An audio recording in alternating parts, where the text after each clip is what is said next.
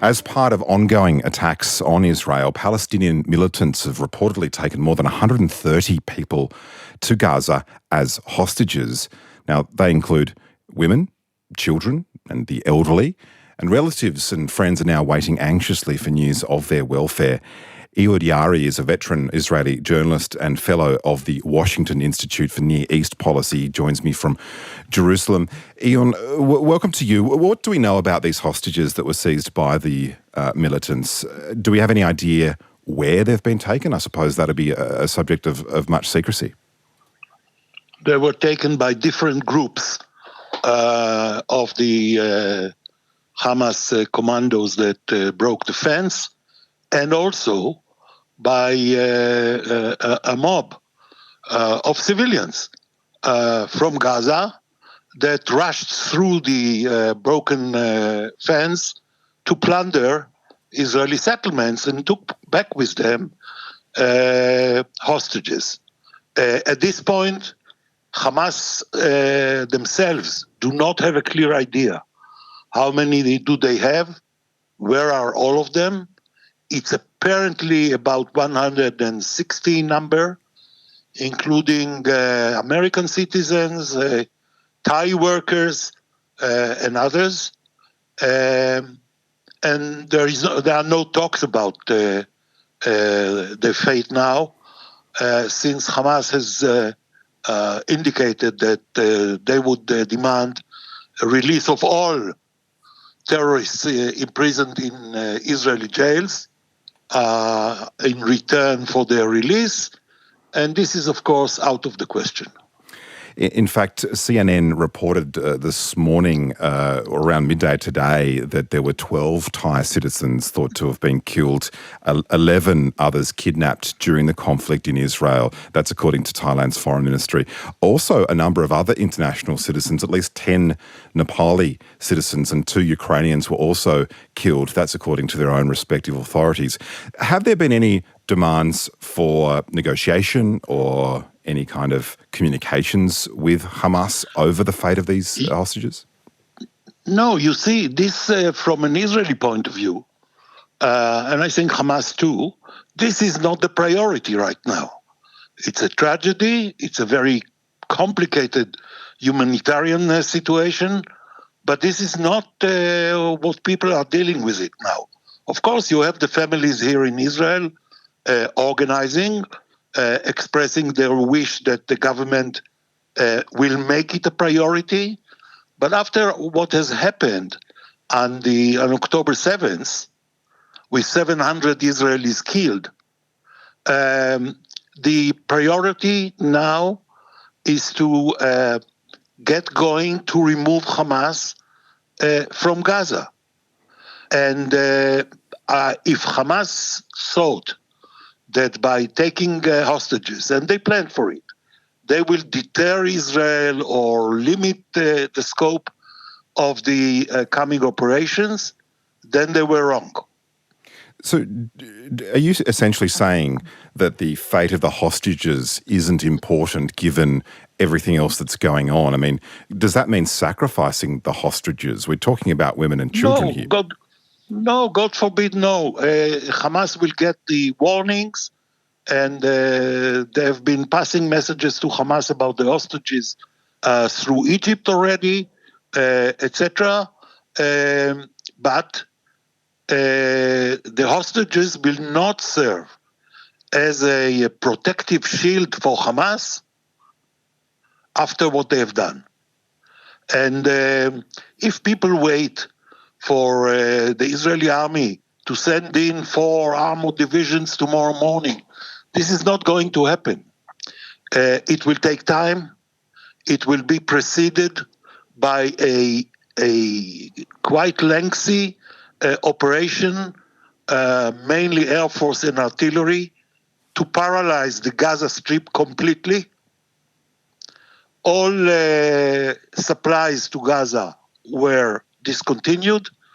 No fuel, no electricity, no traffic of goods and merchandise through the crossing points. And this will continue because you talk to any Israeli on the street. whether supporter of Bibi or opponent of Bibi.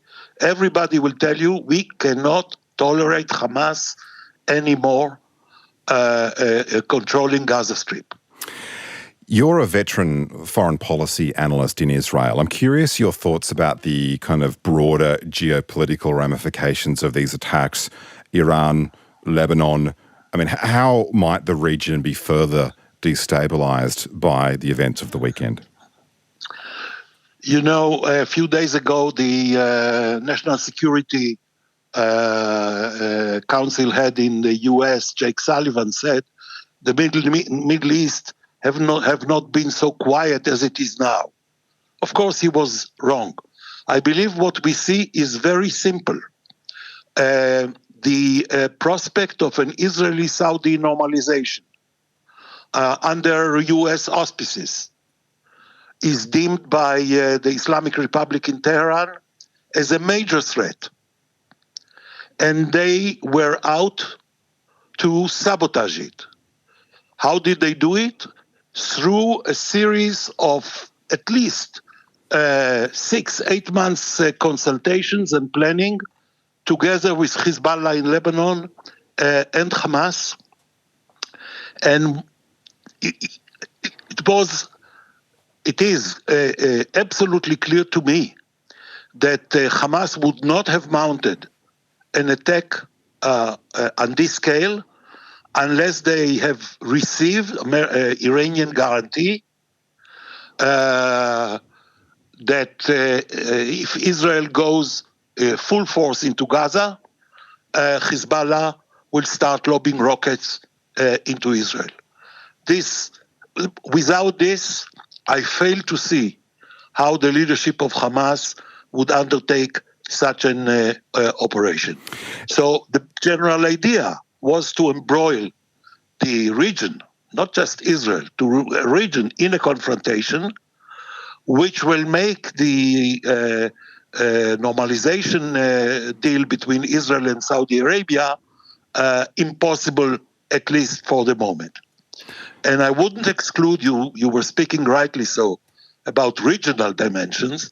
I wouldn't be surprised if at one point we will see the Houthi rebels in Yemen firing cruise missiles into the port of Eilat, the southernmost point of Israel, etc. This is a big deal, orchestrated by the Iranians. And what happened is that Hamas has adopted Hezbollah's own plan for attack in the north, copied it, and implemented it in the south.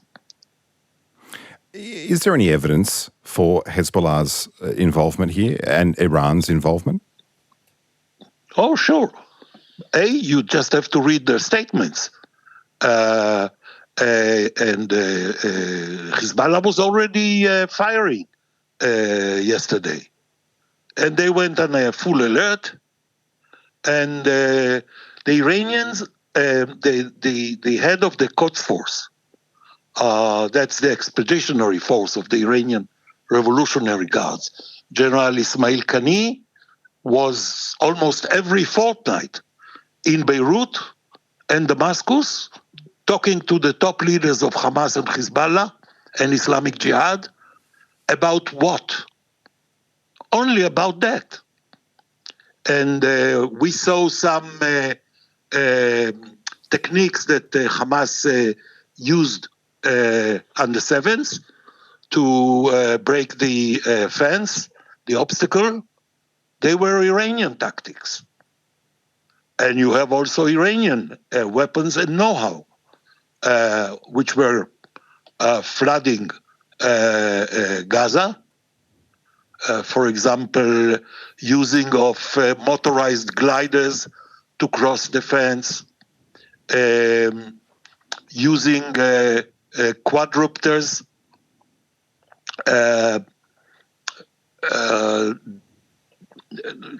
disrupting the Israeli army communication system. At the beginning, that was a major operation. They went into 23 villages and towns, at least one of them 30 kilometers away from Gaza Strip. They went there on their own Toyota Land Cruisers with heavy machine guns at the back. And they have captured for a short while no less than 11 military positions. Ehud, we're going to have to leave it there. We're out of time. Ehud Yaari, do appreciate you joining me this early in the morning in Jerusalem. You're welcome. ABCRN helps you understand the world. Find more of our stories on the ABC Listen app.